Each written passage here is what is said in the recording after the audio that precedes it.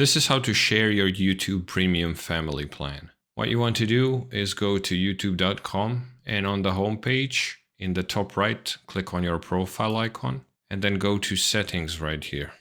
After that, on the left side, you're going to go to purchases and memberships. And then you should see your family membership right here.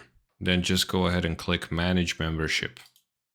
You're going to see family sharing settings, and to the right, click on edit.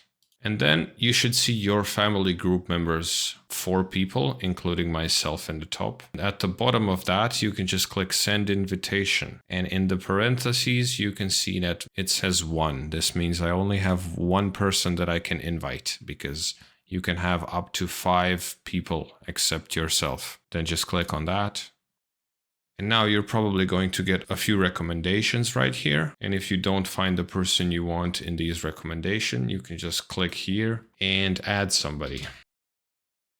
And then you find their email address, click on it, and then click send. And that is it. Then that person is going to go to their email and click on the email that YouTube just sent them and click to accept the invitation. And then that person is going to have YouTube Premium as well. Hopefully this helps you.